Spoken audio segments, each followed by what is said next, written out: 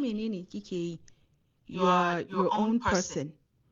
But da zaran kin aure shikenan, abubuwan da kika daɗe kina building ma kanki ma rayuwanki ya zama kaman ya tsaya cak.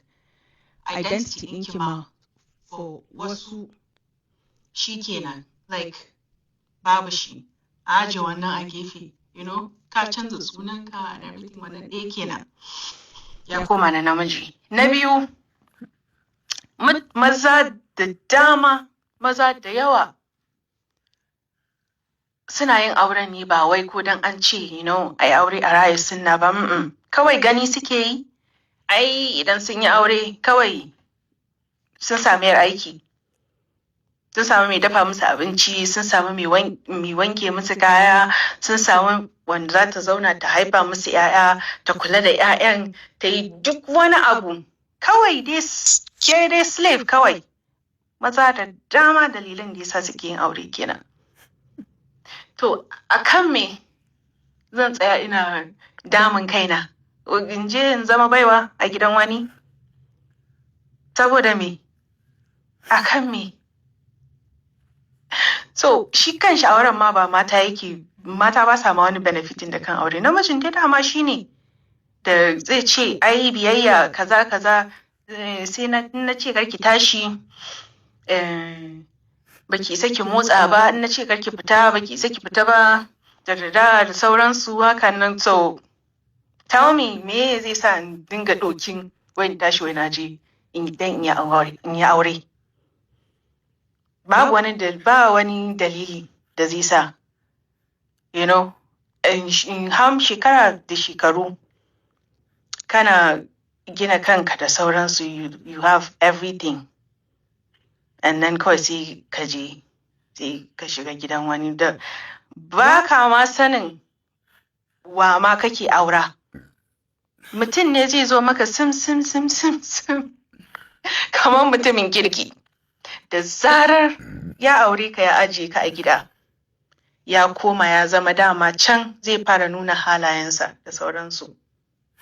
Wasu ma har da doke da waye da sauransu. To akan me point in yin auren? Ki je ma ki auren sai ya zama na rayuwanki da kike yi kafin ki auren kin ma fi jin daɗi.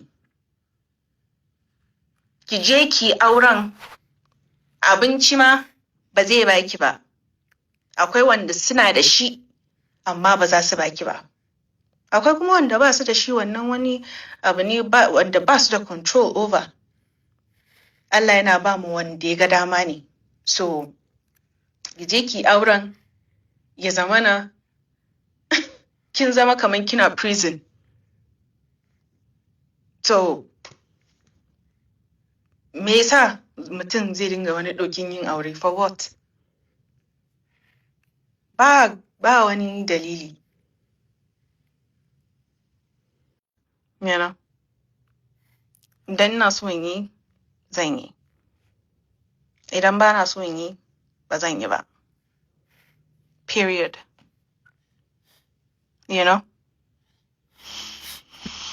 And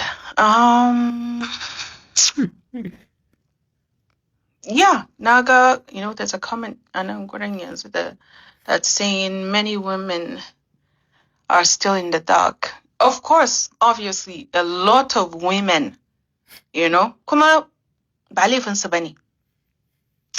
Yanayin yadda mutum ya taso da, environment ɗinka, da ka taso kaji, maybe iyaye da kakanni da sauransu, kawai ana magana ai kawai ba wani abin da ya fi aure, ba wani abin da ya kai aure. So dole za ka taso da wannan abin a kanka na cewa aure shine komai, while in reality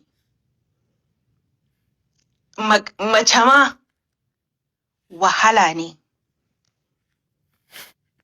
Wahala. Wani ma sai ya zo ya tattafkanki da duka baki tashi kin mai abinci da wuri ba. Wani sai ya ce tafi na sake ki saboda baki gashe shi da kyau ba. Wani sai ya ce yau ba zan baki abinci ba saboda kin ɓata min rai. In ba prison ba, aure haka ya kamata ya zama? Ba haka aure ya kamata ya zama ba, you know?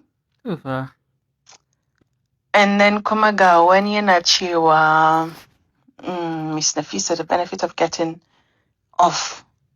Ban ma gane turancin nan ba, bari dai in karanta in gane meye ne yake faɗa. Is you will get children even when you don't get children, whatever. Okay, so you're trying to say the benefit of getting married is so, you know, I can have children, and then when I die, my kids will pray for me. Okay, so kana tunanin cewa kawai, okay, so amfanin auren kenan kai aure ka haifi ɗa saboda in ka mutu ɗan ya maka addu'a da sauran. Ban da family ne?